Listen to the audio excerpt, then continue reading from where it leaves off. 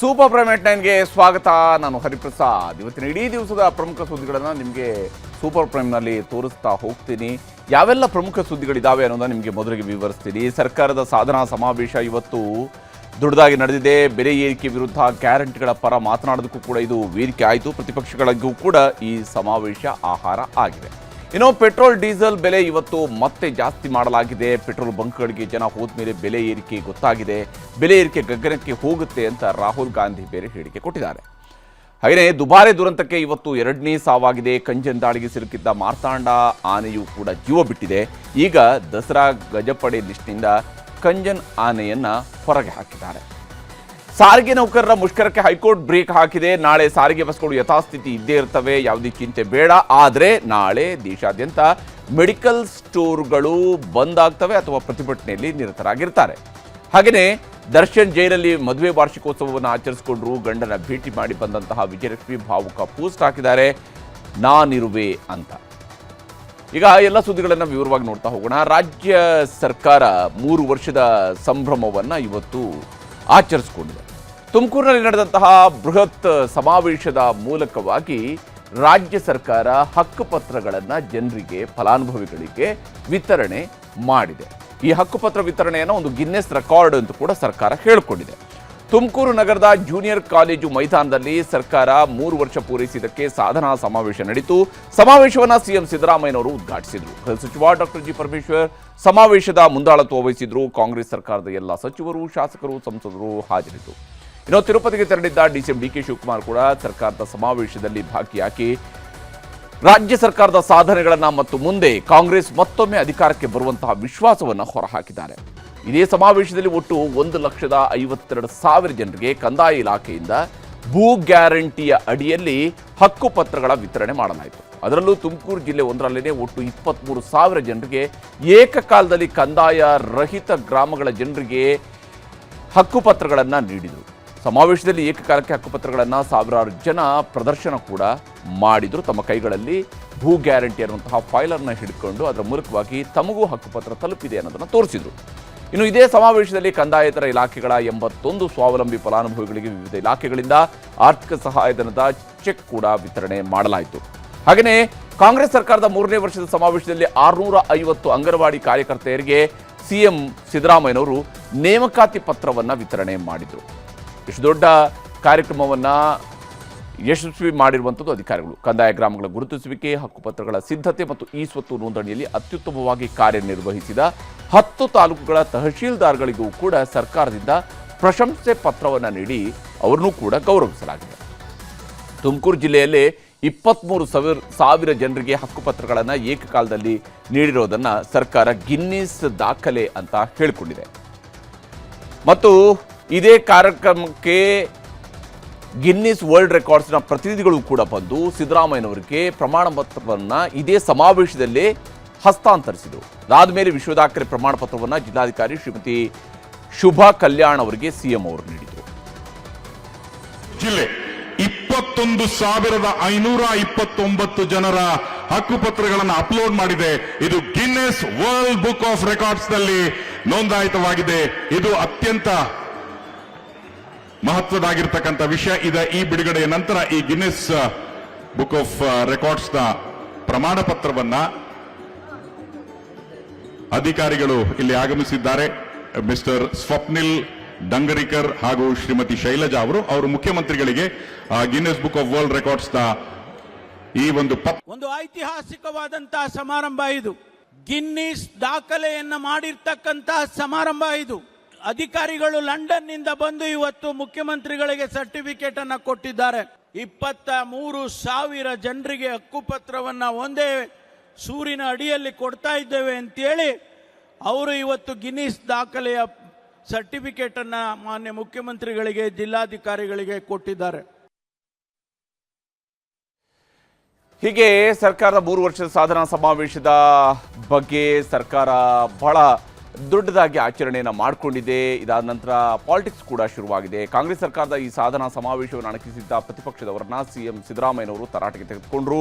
2028ಕ್ಕೂ ಕಾಂಗ್ರೆಸ್ ಸರ್ಕಾರ ಮತ್ತೊಮ್ಮೆ ಅಧಿಕಾರಕ್ಕೆ ಬರುತ್ತೆ ಅನ್ನುವಂತಹ ವಿಶ್ವಾಸವನ್ನು ವ್ಯಕ್ತಪಡಿಸಿದರು. ಪ್ರಧಾನಮಂತ್ರಿ ಆದಿಯಾದಿಯಾಗಿ ಅವರೂ ಕೂಡ ಹೇಳಿದ್ರು ಇವನ್ನ ಜಾರಿ ಮಾಡಲಿಕ್ಕೆ ಸಾಧ್ಯ ಇಲ್ಲ.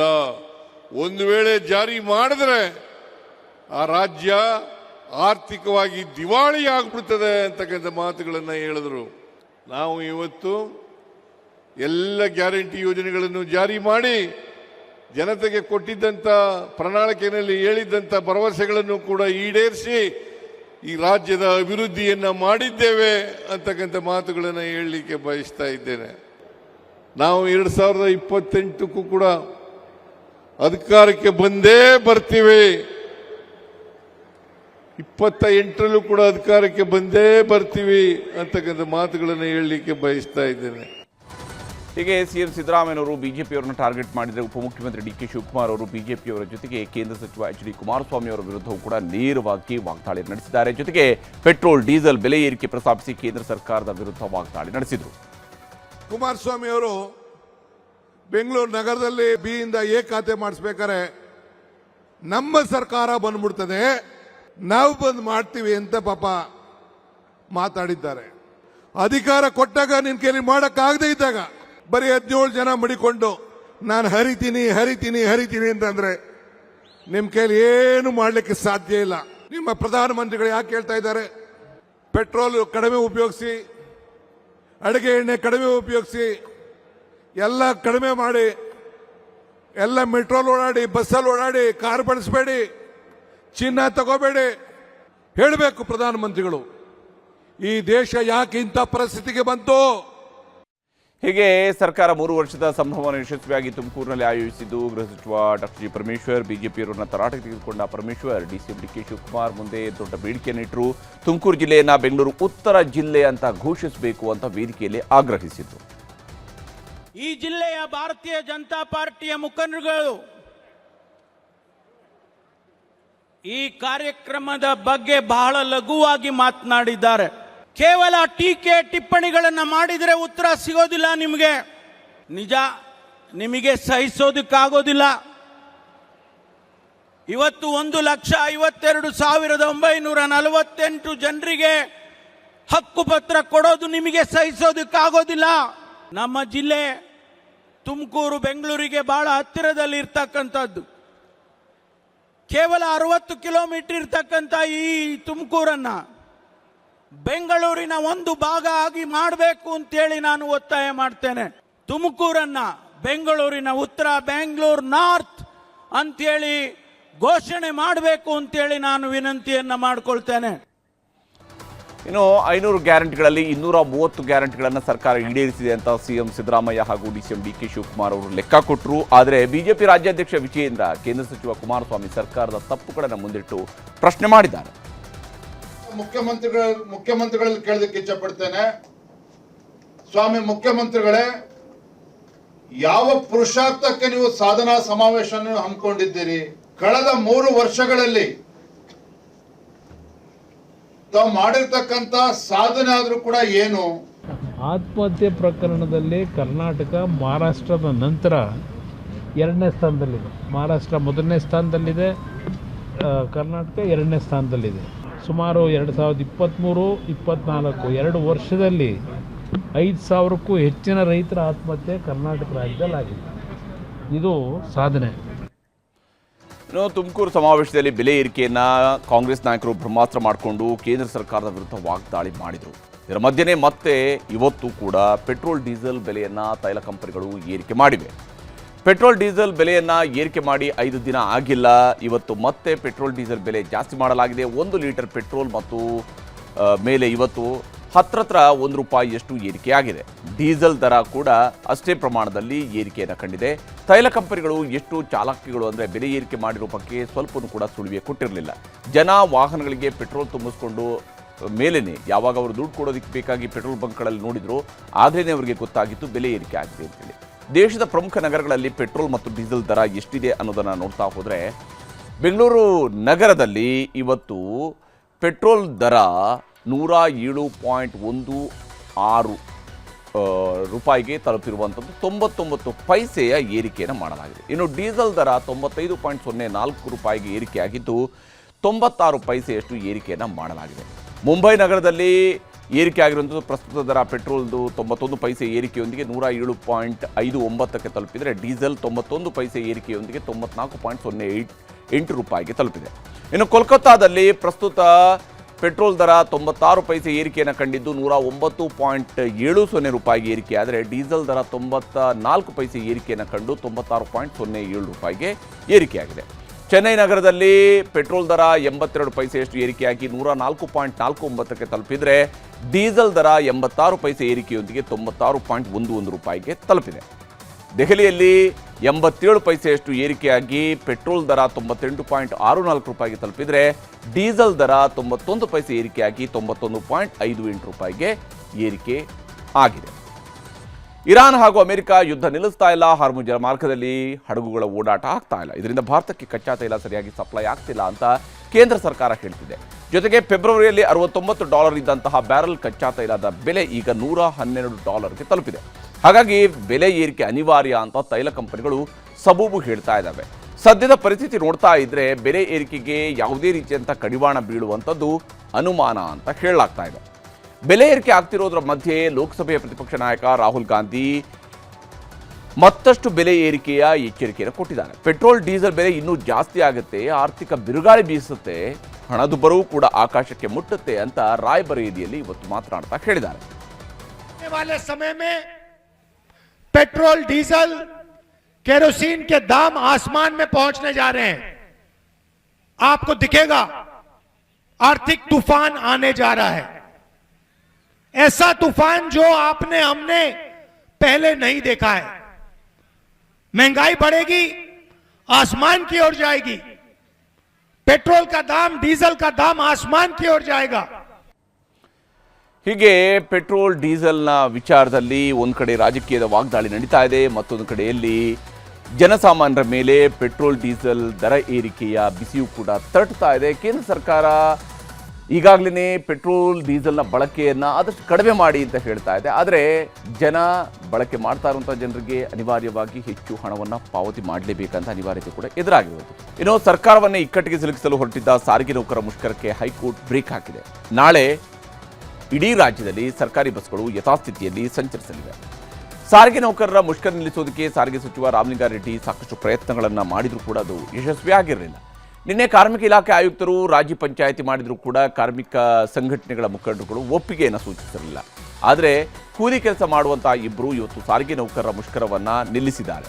ಯಾಕಂದರೆ ಅವರಿಬ್ಬರೂ ಕೂಡ ಸಾರ್ವಜನಿಕ ಹಿತಾಸಕ್ತಿಯ ಅರ್ಜಿಯನ್ನು ಹೈಕೋರ್ಟ್ಗೆ ಸಲ್ಲಿಸಿದರು. ಇವರಲ್ಲಿ ಒಬ್ಬರು ಮನೆ ಕೆಲಸ ಮಾಡುವಂತಹ ಮಹಿಳೆ, ಇನ್ನೊಬ್ಬರು ಕಟ್ಟಡ ಕಾರ್ಮಿಕರು. ಹೈಕೋರ್ಟ್ನ ರಜೆ ಪೀಠಕ್ಕೆ PIL ಸಲ್ಲಿಸಿದರು. ಈ ಸಾರ್ವಜನಿಕ ಹಿತಾಸಕ್ತಿ ಅರ್ಜಿಯಲ್ಲಿ ಕೆಲವು ಆಸಕ್ತಿದಾಯಕ ಅಂಶಗಳು ಕೂಡ ಕೂಡಿದ್ದು. ಕರ್ನಾಟಕ ಅಗತ್ಯ ಸೇವೆಗಳ ನಿರ್ವಹಣಾ ಕಾಯ್ದೆ ಅಡಿಯಲ್ಲಿ ಮುಷ್ಕರ ನಡೆಸುವಂತಿಲ್ಲ. KESM ಕಾಯ್ದೆ ಪ್ರಕಾರ ಜೂನ್ 30ರವರೆಗೂ ಕೂಡ ಮುಷ್ಕರಗಳನ್ನು ನಿರ್ಬಂಧಿಸಲಾಗಿದೆ. ಇದೇ ಮೇ 25ಕ್ಕೆ ಕಾರ್ಮಿಕರ ಆಯುಕ್ತರು ರಾಜಿ ಸಂಧಾನಕ್ಕೂ ಕೂಡ ಕರೆದಿದ್ದಾರೆ. ಹೀಗಿದ್ರೂ ಕಾನೂನು ಬಾಹಿರವಾಗಿ ಬಸ್ ನಿಲ್ಲಿಸಿ ಮುಷ್ಕರಕ್ಕೆ ರೆಡಿಯಾಗಿದ್ದಾರೆ ಅಂತ ಹೇಳಿ ತಮ್ಮ ಅರ್ಜಿಯಲ್ಲಿ ಇವರು ಹೇಳ್ಕೊಂಡಿದ್ರು. ದಿನಗೂಲಿ ಕೆಲಸ ಮಾಡುವಂತಹ ನಮಗೆ ಬಸ್ ಸಿಗದೇ ಇದ್ರೆ ಆರ್ಥಿಕವಾಗಿ ಸಮಸ್ಯೆಯ ಜೊತೆಗೆ ಮೇ 18ರಿಂದ 25ರವರೆಗೆ ರಾಜ್ಯದಲ್ಲಿ SSLCಯ ಪೂರಕ ಪರೀಕ್ಷೆಗಳು ಕೂಡ ನಡೀತಾ ಇದ್ದಾವೆ. ಇದರಿಂದಾಗಿ ಸರ್ಕಾರಿ ಬಸ್ಗಳನ್ನೇ ನಂಬಿರುವಂತಹ ವಿದ್ಯಾರ್ಥಿಗಳಿಗೂ ಕೂಡ ಕಷ್ಟ ಆಗತ್ತೆ. ದಿನಗೂಲಿ ಕಾರ್ಮಿಕರು, ರೋಗಿಗಳು, ವೃದ್ಧರಿಗೂ ಕೂಡ ತೊಂದರೆ ಆಗತ್ತೆ. ಹೀಗಾಗಿ ಸಾರಿಗೆ ನೌಕರರು ಮುಷ್ಕರ ನಡೆಸದಂತೆ ತಡೆ ನೀಡಬೇಕು ಅಂತ ಹೈಕೋರ್ಟ್ಗೆ ಮನವಿ ಮಾಡಿಕೊಂಡ್ರು. ಯಾವಾಗ ಮನೆ ಕೆಲಸದ ಮಹಿಳೆ ಮತ್ತು ಕಟ್ಟಡ ಕಾರ್ಮಿಕರೊಬ್ಬರ ಸಾರ್ವಜನಿಕ ಹಿತಾಸಕ್ತಿಯ ಅರ್ಜಿಯನ್ನು ಹೈಕೋರ್ಟ್ ಪರಿಗಣಿಸ್ತೋ ನಾಳೆ ಮುಷ್ಕರವನ್ನು ಕೈಬಿಟ್ಟು ಕೆಲಸಕ್ಕೆ ಬರಬೇಕು.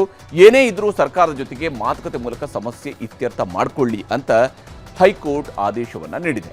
ಅಲ್ಲಿಗೆ ನಾಳೆ ಸರ್ಕಾರಿ ಬಸ್ಗಳು ಬಂದ್ ಆಗಲ್ಲ, ಯಥಾಸ್ಥಿತಿಯಲ್ಲಿ ಓಡಾಡ್ತವೆ. ಯಾರಿಗೂ ಕೂಡ ಆತಂಕ ಬೇಕಾಗಿಲ್ಲ. ಸಾರಿಗೆ ಬಸ್ಗಳ ಬಂದ್ಗೆ ಹೈಕೋರ್ಟ್ ಏನೋ ಬ್ರೇಕ್ ಹಾಕಿದೆ. ಆದರೆ ನಾಳೆ ದೇಶಾದ್ಯಂತ ಎಲ್ಲ ಮೆಡಿಕಲ್ ಸ್ಟೋರ್ಗಳನ್ನು ಬಂದ್ ಮಾಡೋದಕ್ಕೆ ಮೆಡಿಕಲ್ ಸ್ಟೋರ್ಗಳವರು ನಿರ್ಧರಿಸಿದ್ದಾರೆ. ಈ ಫಾರ್ಮಸಿಗಳು ಆನ್ಲೈನ್ ಔಷಧ ಮಾರಾಟಗಳನ್ನು ನಿಷೇಧ ಮಾಡಬೇಕು ಅನ್ನೋಂಥದ್ದು ಮೆಡಿಕಲ್ ಶಾಪ್ಗಳವರ ಒತ್ತಾಯ. ಅತಿಯಾದಂತಹ ರಿಯಾಯಿತಿಯನ್ನು ಈ ಆನ್ಲೈನ್ನಲ್ಲಿ ಸೇಲ್ ಮಾಡೋರು ಕೊಡ್ತಾ ಇರೋದ್ರಿಂದಾಗಿ ಮೆಡಿಕಲ್ ಸ್ಟೋರ್ಸ್ ಇಟ್ಕೊಂಡು ಜೀವನ ನಡೆಸ್ತಿರೋರಿಗೆ ಸಮಸ್ಯೆ ಆಗ್ತಿದೆ ಅಂತ ಔಷಧ ವ್ಯಾಪಾರಿಗಳು ಮತ್ತು ಔಷಧ ವಿತರಕರು ಬಂದ್ಗೆ ಕರೆ ಕೊಟ್ಟಿದ್ದಾರೆ. ದೇಶಾದ್ಯಂತ ಸುಮಾರು 15 ಲಕ್ಷಕ್ಕೂ ಹೆಚ್ಚು ಔಷಧ ವ್ಯಾಪಾರಿಗಳು ಮತ್ತು ಔಷಧ ವಿತರಕರು ನಾಳೆ ಒಂದು ದಿನದ ಮಟ್ಟಿಗೆ ಮುಷ್ಕರ ನಡೆಸ್ತಾ ಇದ್ದಾರೆ. ಹೀಗಾಗಿ ನಾಳೆ ರಾಜ್ಯದಲ್ಲೂ ಕೂಡ ಮೆಡಿಕಲ್ ಸ್ಟೋರ್ಗಳು ಸಂಪೂರ್ಣವಾಗಿ ಬಂದ್ ಆಗುವಂಥದ್ದು ಅನುಮಾನ. ಯಾಕಂದರೆ ಕೆಲವು ಸಂಘಟನೆಗಳವರು ನಾವು ಬಂದ್ ಮಾಡೋದಿಲ್ಲ, ಬದಲಿಗೆ ಕಪ್ಪು ಪಟ್ಟಿನ ಧರಿಸಿ ಕೆಲಸ ಮಾಡ್ತೀವಿ ಅಂತ ಹೇಳಿದ್ದಾರೆ. ಹಾಗಿದ್ರೂ ಕೂಡ ಸುಮಾರು 26,000 ಮೆಡಿಕಲ್ ಶಾಪ್ಗಳು ಕ್ಲೋಸ್ ಆಗ್ತವೆ ಅನ್ನೋದರ ಬಗ್ಗೆಯೂ ಕೂಡ ಹೇಳ್ತಾ ಇದ್ದಾರೆ. ಈ ಬಂದ್ಗೆ ರಾಜ್ಯದಲ್ಲಿ ಮಿಶ್ರ ಪ್ರತಿಕ್ರಿಯೆ ಈಗಾಗಲೇ ವ್ಯಕ್ತವಾಗ್ತಾ ಇದೆ. ಕರ್ನಾಟಕ ಫಾರ್ಮಾ ರಿಟೇಲರ್ಸ್ ಮತ್ತು ವಿತರಣಾ ಸಂಸ್ಥೆಯವರು ಬಂದ್ಗೆ ಬೆಂಬಲವನ್ನು ಕೊಟ್ಟಿಲ್ಲ. ಹಾಗಾಗಿ ರಾಜ್ಯದಲ್ಲಿ ಮೆಡಿಕಲ್ ಸ್ಟೋರ್ಗಳು ಬಹುತೇಕ ಓಪನ್ ಆಗಿರುತ್ತವೆ ಅನ್ನುವಂಥದ್ದು ಸದ್ಯಕ್ಕೆ ಇರುವಂತಹ ಮಾಹಿತಿ. ಯಾವುದು ಇ ಫಾರ್ಮಸಿ ನಮ್ಮ ಕಾನೂನನ್ನು ಉಲ್ಲಂಘನೆ ಮಾಡ್ತಾ ಇದೆ, ಕ್ವಿಕ್ ಡೆಲಿವರಿ ಆ್ಯಪ್ಸ್ಗಳು ಈ ಒಂದು ಕಾನೂನು ಉಲ್ಲಂಘನೆ ಮಾಡ್ತಾ ಇದೆ, ಅದರ ವಿರುದ್ಧವಾಗಿ ಕ್ರಮ ಕೈಗೊಳ್ಳಬೇಕು ಅಂತ ಎಲ್ಲ ನಮ್ಮ ಎನ್ಫೋರ್ಸ್ಮೆಂಟ್ ಆಫೀಸರ್ಸ್ ಕರ್ನಾಟಕಕ್ಕೆ ಕೊಟ್ಟಿದ್ದಾರೆ. ಕಾಲಕ್ಕೆ ನಮ್ಮ ಆಫೀಸರ್ಸು ನಾವು ಕೆಲಸ ಮಾಡ್ತಾ ಇದ್ದಾರೆ. ನಾವು ಏನು ಬಂದು ಒಂದೇ ಅಲ್ಲ, ಇದಕ್ಕೆ ಇ ಫಾರ್ಮಸಿ ವಿರುದ್ಧವಾಗಿ ಹೋರಾಡಬೇಕಾದ್ರೆ ಹಲವಾರು ಹೋರಾಟಗಳು ಮಾಡಬೇಕಾಗುತ್ತೆ. ಬಂದು ಲಾಸ್ಟ್ ಆಪ್ಷನ್ ಇಟ್ಕೋಬೇಕು ಅಂತ ನನ್ನ ಭಾವನೆ. ಸಾರ್ವಜನಿಕರ ಹಿತದೃಷ್ಟಿಯಿಂದ ಸಾಂಪ್ರದಾಯಿಕ ಔಷಧ ವ್ಯಾಪಾರಿಗಳನ್ನ ಉಳಿಸೋ ನಿಟ್ಟಿನಲ್ಲಿ ಇವತ್ತು ನಾವು ಬಂದಿಗೆ ನಾವು ನೈತಿಕ ಬೆಂಬಲ ಕೊಡ್ತಾ ಇದ್ದೀವಿ. ಇನ್ನು ರೇಣುಕಾಸ್ವಾಮಿ ಕೊಲೆ ಪ್ರಕರಣದಲ್ಲಿ ಆರೋಪಿಯಾಗಿರುವ ದರ್ಶನ್ ಹಾಗೂ ವಿಜಯಲಕ್ಷ್ಮಿ ಅವರ ಮದುವೆಯಾಗಿ ಇವತ್ತಿಗೆ 23 ವರ್ಷ. ಬೇಲ್ ಸಿಗದೆ ಮಾನಸಿಕವಾಗಿ ಕುಗ್ಗಿ ಜೈಲು ವಾಸಿಯಾಗಿರುವಂತಹ ದರ್ಶನ್ಗೆ ಇವತ್ತು ಪತ್ನಿ ಹಾಗೂ ಮಗ ಸಾಂತ್ವನ ಹೇಳಿದ್ದಾರೆ. ಜೈಲು ಅಧಿಕಾರಿಗಳ ಅನುಮತಿಯ ಮೇಲೆ ಇವತ್ತು ಜೈಲಿನ ಕೊಠಡಿ ಒಳಗಡೆ ದರ್ಶನ್ ಅವರನ್ನ ಪತ್ನಿ ವಿಜಯಲಕ್ಷ್ಮಿ ಮತ್ತು ಮಗ ವಿನೀಶ್ 30 ನಿಮಿಷಗಳ ಕಾಲ ಭೇಟಿಯಾಗಿದ್ರು. ಜೈಲಿನ ಒಳಗೆ ಹೆಂಡತಿ ಹಾಗೂ ಮಗನನ್ನ ನೋಡಿ ದರ್ಶನ್ ಕಣ್ಣೀರು ಹಾಕಿದ್ದಾರಂತೆ. ಮಗನನ್ನ ಮತ್ತು ಪತ್ನಿಯನ್ನ ತಪ್ಪಿಕೊಂಡು ಭಾವುಕರಾದ್ರಂತೆ. ಜೈಲಲ್ಲಿ ಮದುವೆ ವಾರ್ಷಿಕೋತ್ಸವದ ಶುಭಾಶಯವನ್ನು ಕೂಡ ವಿನಿಮಯ ಮಾಡಿಕೊಂಡ್ರು ಅಂತ ಗೊತ್ತಾಗಿದೆ. ಇನ್ನೊಂದು ಕಡೆ ದರ್ಶನ್ ಪತ್ನಿ ವಿಜಯಲಕ್ಷ್ಮಿ ಸಾಮಾಜಿಕ ಜಾಲತಾಣದಲ್ಲಿ ಭಾವುಕ ಪೋಸ್ಟ್ ಹಾಕಿದ್ದಾರೆ. ದರ್ಶನ್ ಕೈ ಹಿಡಿದುಕೊಂಡಿರುವಂತಹ ಫೋಟೋ ಹಾಕಿದ್ದು, ಪ್ರಪಂಚವೇ ತಿರುಗಿ ಬಿದ್ದರೂ ನಾನಿನ್ನ ಜೊತೆಗಿರುವೆ, ಮೌನವಿರಲಿ ಚಂಡಮಾರುತವೇ ಬರಲಿ, ನಾನಿನ್ನ ಕೈ ಹಿಡಿಯುವೆ ಅನ್ನೋ ಸಾಲುಗಳನ್ನು ಹಂಚಿಕೊಂಡಿದ್ದಾರೆ. ಈಗ ರಾಜ್ಯ ದೇಶ ವಿದೇಶಗಳ ಮತ್ತಷ್ಟು ಪ್ರಮುಖ ಸುದ್ದಿಗಳನ್ನು ಕ್ವಿಕ್ ಆಗಿ ನೋಡ್ತಾ ಹೋಗೋಣ. ರಾಜ್ಯ ಸರ್ಕಾರಕ್ಕೆ 3 ವರ್ಷ ತುಂಬುತ್ತಾ ಇರುವ ಹೊತ್ತಲ್ಲೇ ಅಧಿಕಾರ ಬದಲಾವಣೆಯ ಚರ್ಚೆ ಜೋರಾಗಿದೆ. ಈ ಮಧ್ಯೆ ಬೆಂಗಳೂರಿನಲ್ಲಿ ಸಚಿವ ಕೆಜೆ ಜಾರ್ಜ್ ನಿವಾಸದಲ್ಲಿ ಸಭೆಯೊಂದು ನಡೆದಿತ್ತು. ಸಭೆಯಲ್ಲಿ ಎಐಸಿಸಿ ಅಧ್ಯಕ್ಷ Mallikarjuna Kharge, CM Siddaramaiah, DCM DK Shivakumar, ಸಚಿವ ಕೆಜೆ ಜಾರ್ಜ್ ಸೇರಿದಂತೆ ಹಲವರು ಭಾಗಿಯಾಗಿದ್ದರು. ತುಮಕೂರಿನಲ್ಲಿ ನಡೆದ ಸಾಧನಾ ಸಮಾವೇಶದ ಬಳಿಕ ಕ್ಯಾತ್ಸಂದ್ರದಲ್ಲಿರುವ ಮಾಜಿ ಸಚಿವ ಕೆಎನ್ ರಾಜಣ್ಣ ಮನೆಯಲ್ಲಿ ಸಿಎಂ ಸಭೆ ನಡೆಸಿದ್ರು. ಸಿಎಂ ಮಾಧ್ಯಮ ಸಿಬ್ಬಂದಿಯನ್ನ ಹೊರಗಿಟ್ಟು ರಾಜಣ್ಣ ಜೊತೆ ಚರ್ಚೆಯನ್ನ ಮಾಡಿದ್ದಾರೆ. ಈ ಭೇಟಿ ರಾಜ್ಯ ಕಾಂಗ್ರೆಸ್ನಲ್ಲಿ ಕುತೂಹಲವನ್ನು ಹುಟ್ಟುಹಾಕಿದೆ. ಮಾಜಿ ಶಾಸಕ ಅಖಂಡ ಶ್ರೀನಿವಾಸ್ ಮೂರ್ತಿ ಜೆಡಿಎಸ್ ಇರುವಂಥದ್ದು ಫಿಕ್ಸ್ ಆಗಿದೆ. ಬೆಂಗಳೂರಿನ ಪುಲಕೇಶಿ ನಗರದಲ್ಲಿ ಅಖಂಡ ಶ್ರೀನಿವಾಸ್ ಅವರ ಭೇಟಿಯ ಬಳಿಕ ಎಚ್.ಡಿ. ಕುಮಾರಸ್ವಾಮಿ ಅವರು ಈ ಬಗ್ಗೆ ದೃಢಪಡಿಸಿದ್ದಾರೆ. ಈ ಮಧ್ಯೆ ಬೆಂಗಳೂರಿನ ಜೆಪಿ ಭವನದಲ್ಲಿ ಎಚ್.ಡಿ. ಕುಮಾರಸ್ವಾಮಿ ನೇತೃತ್ವದಲ್ಲಿ ಸಂಘಟನಾ ಸಭೆ ನಡೆಸಿ 2028ರ ಚುನಾವಣೆ ಬಗ್ಗೆ ಚರ್ಚೆ ನಡೆಸಲಾಗಿದೆ. ಎ, ಬಿ ಮತ್ತು ಇ ಖಾತಾ ವಿಚಾರದಲ್ಲಿ ಕೇಂದ್ರ ಸಚಿವ ಕುಮಾರಸ್ವಾಮಿ ಟೀಕೆಗೆ ಡಿಸಿಎಂ ಡಿಕೆ ಶಿವಕುಮಾರ್ ತಿರುಗೇಟು ಕೊಟ್ಟಿದ್ದಾರೆ. ತುಮಕೂರಿನ ಸಮಾವೇಶದಲ್ಲಿ ಮಾತನಾಡಿ, ಕೊಟ್ಟ ಕುದುರೆ ಏರಲಾರದವರು ಶೂರನೂ ಅಲ್ಲ, ವೀರನೂ ಅಲ್ಲ, ಅಧಿಕಾರ ಕೊಟ್ಟಾಗ ಏನು ಮಾಡೋಕ್ಕಾಗಿಲ್ಲ ಅಂತ ಕುಟುಕಿದ್ರು. ಹುಬ್ಬಳ್ಳಿಯಲ್ಲಿ ಮತ್ತೊಂದು ಲವ್ ಜಿಹಾದ್ ಆರೋಪ ಕೇಳಿಬಂದಿದೆ. ತನ್ನ ಮನೆಗೆ ಹಿಂದೂ ಯುವತಿಯನ್ನು ಕರೆದೊಯ್ದು ಅತ್ಯಾಚಾರ ಯತ್ನಿಸಲಾಗಿದೆ ಅಂತ ಸಾಜಿದ್ ಉಣ್ಕಲ್ ಎಂಬಾತನ ಮೇಲೆ ಬಜರಂಗ ದಳದ ಕಾರ್ಯಕರ್ತರು ಥಳಿಸಿದ್ದಾರೆ. ಬಳಿಕ ಯುವಕರನ್ನ ಅಶೋಕನಗರ ಪೊಲೀಸರಿಗೆ ಒಪ್ಪಿಸಿದ್ದಾರೆ. ಬೆಳಗಾವಿಯಲ್ಲಿ ಬಹುಕೋಟಿ ವಂಚನೆ ಪ್ರಕರಣ ಸಂಬಂಧ ಆರೋಪಿ ಶಿವಾನಂದ ನೀಲಣ್ಣನವರನ್ನ ಬೆಂಗಳೂರಿಗೆ ಶಿಫ್ಟ್ ಮಾಡಲಾಗಿದೆ. ಹೆಚ್ಚುವರಿ ತನಿಖೆಗಾಗಿ ಸಿಐಡಿ ಅಧಿಕಾರಿಗಳು ಆರೋಪಿಯನ್ನ ಮಾಳಮಾರುತಿ ಠಾಣೆಯಿಂದ ಬೆಂಗಳೂರಿಗೆ ಕರೆತಂದಿದ್ದಾರೆ. ಜಪ್ತಿ ಮಾಡಿಕೊಂಡಿದ್ದ ದಾಖಲೆಗಳ ಸಮೇತ ಬೆಂಗಳೂರಿಗೆ ಕರೆತರಲಾಗಿದೆ. ಪಶ್ಚಿಮ ಬಂಗಾಳದ ಫಾಲ್ಟಾ ವಿಧಾನಸಭಾ ಮರು ಚುನಾವಣೆಗೆ 2 ದಿನ ಮಾತ್ರ ಬಾಕಿ ಉಳಿದಿದೆ. ಹೀಗಾಗಿ ಟಿಎಂಸಿ ಅಭ್ಯರ್ಥಿ ಜಹಂಗೀರ್ ಖಾನ್ ನಾಮಪತ್ರ ವಾಪಸ್ ಪಡ್ಕೊಂಡಿದ್ದಾರೆ. ನಮ್ಮ ಅಭ್ಯರ್ಥಿ ಮೇಲೆ ಒತ್ತಡ ಹೇರಿ ನಾಮಪತ್ರ ವಾಪಸ್ ತೆಗೆಸಿದ್ದಾರೆ ಅಂತ ಟಿಎಂಸಿ ಆರೋಪಿಸಿದೆ. ಕಿಡ್ನಾಪ್ ಆಗಿದ್ದ ಪಂಜಾಬಿ ಗಾಯಕಿ ಇಂದಿರಾ ಕೌರ್ ಬರ್ಬರ ಹತ್ಯೆಯಾಗಿದೆ. ಮೇ 13ರಂದು ಕೌರ್ ಅವರನ್ನ ಕೆನಡಾದ ಪ್ರಿಯಕರ ಸುಖೇಂದರ್ ಸಿಂಗ್ ಎಂಬಾತ ಬಂದೂಕು ತೋರಿಸಿ ಕಿಡ್ನಾಪ್ ಮಾಡಿದ್ದ. ಮೋಗ್ರಾದ ಚರಂಡಿಯೊಂದರಲ್ಲಿ ಕೌರ್ ಶವ ಪತ್ತೆಯಾಗಿದೆ. ಕೊಲೆ ಬಳಿಕ ಪ್ರಿಯಕರ ನೇಪಾಳ ಮಾರ್ಗವಾಗಿ ಕೆನಡಾಗೆ ಎಸ್ಕೇಪ್ ಆಗಿದ್ದಾನೆ ಅಂತ ಹೇಳಲಾಗಿದೆ. ಅತ್ಯಾಚಾರ ಆರೋಪದಲ್ಲಿ ಜೈಲು ಸೇರಿದ್ದ ಹಿಂದೂ ಮುಖಂಡ ಸುಶೀಲ್ ಪ್ರಜಾಪತಿಯನ್ನ ಮೆರವಣಿಗೆ ಮಾಡಲಾಗಿದೆ. ಗಾಜಿಯಾಬಾದ್ನಲ್ಲಿ ಸುಶೀಲ್ LLB ವಿದ್ಯಾರ್ಥಿನಿ ಮೇಲೆ ಅತ್ಯಾಚಾರ ನಡೆಸಿದ್ದ ಆರೋಪದಡಿಯಲ್ಲಿ ಬಂಧಿಸಲಾಗಿತ್ತು. 9 ತಿಂಗಳಿನಲ್ಲಿ ಜೈಲಿನಲ್ಲಿದ್ದಂತಹ ಸುಶೀಲ್ ರಿಲೀಸ್ ಆಗಿದ್ದ. ಈಗ ಆರೋಪಿಗೆ ಸನ್ಮಾನ ಮಾಡಿರುವಂಥದ್ದು ಭಾರೀ ಟೀಕೆಗೆ ಗುರಿಯಾಗಿದೆ. ಮುಂಬೈನ ಜನನಿಬಿಡ ಬಾಂದ್ರಾ ಪೂರ್ವ ರೈಲ್ವೆ ಸ್ಟೇಷನ್ನ ಬಳಿಯಲ್ಲಿ ಭಾರೀ ಒತ್ತುವರಿ ತೆರವು ಕಾರ್ಯ ನಡೆಸಲಾಗುತ್ತಿದೆ. ಗರೀಬ್ ನಗರ ಭಾಗದಲ್ಲಿ ರೈಲ್ವೆ ಇಲಾಖೆಗೆ ಸೇರಿದ ಜಾಗ ಒತ್ತುವರಿ ಮಾಡಿ ಕಟ್ಟಡಗಳನ್ನು ನಿರ್ಮಿಸಲಾಗಿತ್ತು. ಹೀಗಾಗಿ ಪೂರ್ವ ರೈಲ್ವೆ ಅಧಿಕಾರಿಗಳು ಬಿಗಿ ಭದ್ರತೆಯಲ್ಲಿ ಒತ್ತುವರಿಯನ್ನು ತೆರವುಗೊಳಿಸಿದರು. ವಿದೇಶ ಪ್ರವಾಸದಲ್ಲಿರುವ ಪ್ರಧಾನಿ ಮೋದಿ ನಾರ್ವೆಯ ಓಸ್ಲೋಗೆ ಭೇಟಿ ನೀಡಿದ್ರು. ಈ ವೇಳೆ ಐಸ್ಲ್ಯಾಂಡ್, ಫಿನ್ಲ್ಯಾಂಡ್ ಹಾಗೂ ಡೆನ್ಮಾರ್ಕ್ ಪ್ರಧಾನಮಂತ್ರಿಗಳ ಜೊತೆಗೆ ದ್ವಿಪಕ್ಷೀಯ ಸಭೆಯನ್ನು ನಡೆಸಿದರು. ನಾರ್ವೆ ದೇಶದ ಭೇಟಿಯ ಬಳಿಕ ಕಡೆಯ ಹಂತದಲ್ಲಿ ರೋಮ್ಗೆ ಪ್ರಧಾನಮಂತ್ರಿಯವರು ತೆರಳಿದ್ದಾರೆ. ರಷ್ಯಾ ಅಧ್ಯಕ್ಷ ವ್ಲಾಡಿಮಿರ್ ಪುಟಿನ್ ಸೆಪ್ಟೆಂಬರ್ 12-13ರಂದು ಭಾರತಕ್ಕೆ ಆಗಮಿಸಲಿದ್ದಾರೆ. ನವದೆಹಲಿಯಲ್ಲಿ ನಡೆಯಲಿರುವ ಬ್ರಿಕ್ಸ್ ಶೃಂಗಸಭೆಯಲ್ಲಿ ಭಾಗವಹಿಸುವುದಕ್ಕೆ ಭಾರತಕ್ಕೆ ಬರ್ತಾ ಇದ್ದಾರೆ. ಕಳೆದ ವರ್ಷದ ಡಿಸೆಂಬರ್ 23ರಂದು ಪುಟಿನ್ ದೆಹಲಿಗೆ ಬಂದಿದ್ದು ದ್ವಿಪಕ್ಷೀಯ ಸಭೆಯಲ್ಲಿ ಭಾಗಿಯಾಗಿದ್ದರು. ಒಂದು ವರ್ಷದಲ್ಲಿ ಇದು ರಷ್ಯಾ ಅಧ್ಯಕ್ಷರ 2ನೇ ಭೇಟಿಯಾಗಿದೆ. ಪಾಕಿಸ್ತಾನದ ಪ್ರಮುಖ ನಗರ ಲಾಹೋರ್ನ ಬೀದಿಗಳಲ್ಲಿ ಇಸ್ಲಾಮಿಕ್ ಹೆಸರುಗಳನ್ನು ತೆಗೆದು ಹಿಂದೂ ಹೆಸರುಗಳನ್ನು ಮರುನಾಮಕರಣ ಮಾಡಲಾಗಿದೆ. ಇಸ್ಲಾಂಪುರವನ್ನ ಕೃಷ್ಣನಗರ, ಸುನ್ನತ್ ನಗರವನ್ನ ಸಂತ ನಗರ, ರೆಹಮಾನ್ ಗಲ್ಲಿಯನ್ನ ರಾಮ್ ಗಲ್ಲಿ ಅಂತ ಹೆಸರಿಡಲಾಗಿದೆ. ಪಾಕ್ನ ನಿರ್ಧಾರದ ಬಗ್ಗೆ ಭಾರೀ ಚರ್ಚೆ ಶುರುವಾಗಿದೆ. ಅಮೆರಿಕ ಅಧ್ಯಕ್ಷ ಡೊನಾಲ್ಡ್ ಟ್ರಂಪ್ ಯುದ್ಧ ಶುರು ಮಾಡುವ ಬಗ್ಗೆ ಮಾತನಾಡಿದ್ದಕ್ಕೆ ಇರಾನ್ ತಿರುಗೇಟು ಕೊಟ್ಟಿದೆ. ಎದುರಾಳಿ ಮೂರ್ಖನಾಗಿದ್ದರೆ ಮಾತ್ರ ಇರಾನ್ ಜೊತೆಗೆ ಯುದ್ಧ ಸಾರ್ತಾನೆ. ವಾಷಿಂಗ್ಟನ್ ವಿರುದ್ಧ ಹೋರಾಟಕ್ಕೆ ಹೊಸ ಮೈತ್ರಿ ರೆಡಿಯಾಗಿದೆ. ಹೊಸ ತಂತ್ರ, ಹೊಸ ಆಯುಧಗಳು ಕೂಡ ರೆಡಿ ಇವೆ ಅಂತ ವಾರ್ನಿಂಗ್ ಕೊಟ್ಟಿದೆ. ಹಾರ್ಮುಜ್ ಜಲಸಂಧಿ ದಾಟುವ ಹಡಗುಗಳಿಗೆ ಇರಾನ್ ಬಿಟ್ಕಾಯಿನ್ ಆಧಾರಿತ ವಿಮಾ ಸೇವೆ ಶುರು ಮಾಡಿದೆ. ಈ ಮೂಲಕ ವಾರ್ಷಿಕ $10 ಬಿಲಿಯನ್ ಆದಾಯದ ನಿರೀಕ್ಷೆಯನ್ನು ಮಾಡಲಾಗಿದೆ. ವಿರೋಧದ ನಡುವೆಯೂ ಅಮೆರಿಕ ಹಾಗೂ ಇಸ್ರೇಲ್ಗೆ ಇರಾನ್ ಸೆಡ್ಡು ಹೊಡೆದು ನಿಂತಿದೆ. ಅಮೆರಿಕದ ಸ್ಯಾನ್ ಡಿಯಾಗೋದ ಇಸ್ಲಾಮಿಕ್ ಸೆಂಟರ್ ಮಸೀದಿಯೊಳಗೆ ಭೀಕರ ಗುಂಡಿನ ದಾಳಿ ನಡೆದಿದೆ. 2 ಮಸೀದಿಗೆ ನುಗ್ಗಿ ಗುಂಡಿನ ಸುರಿಮಳೆಗೈದಿದ್ದಾರೆ. ಭದ್ರತಾ ಸಿಬ್ಬಂದಿ ಸೇರಿದಂತೆ 3ರನ್ನು ಕ್ರೂರವಾಗಿ ಹತ್ಯೆ ಮಾಡಲಾಗಿದೆ. ಪೊಲೀಸರು ನಡೆಸಿದ ಪ್ರತಿದಾಳಿಯಲ್ಲಿ 2 ಶೂಟರ್ಗಳನ್ನು ಹೊಡೆದುರುಳಿಸಲಾಗಿದೆ. ಕೊರೋನಾ ಬಳಿಕ ಎಬೋಲಾ ವೈರಸ್ ವಿಶ್ವಕ್ಕೆ ಕಂಟಕವಾಗಿದೆ. ಪೂರ್ವ ಕಾಂಗೋದಲ್ಲಿ ಮಾರಕ ಎಬೋಲಾ ವೈರಸ್ಗೆ 131 ಮಂದಿ ಬಲಿಯಾಗಿದ್ದಾರೆ. 500ಕ್ಕೂ ಹೆಚ್ಚು ಶಂಕಿತ ಪ್ರಕರಣಗಳು ಪತ್ತೆಯಾಗಿದ್ದು ಆತಂಕ ಮೂಡಿಸಿವೆ. ವಿಶ್ವ ಆರೋಗ್ಯ ಸಂಸ್ಥೆ ಕಾಂಗೋದಲ್ಲಿ ಆರೋಗ್ಯ ತುರ್ತು ಪರಿಸ್ಥಿತಿಯನ್ನು ಘೋಷಿಸಿದೆ.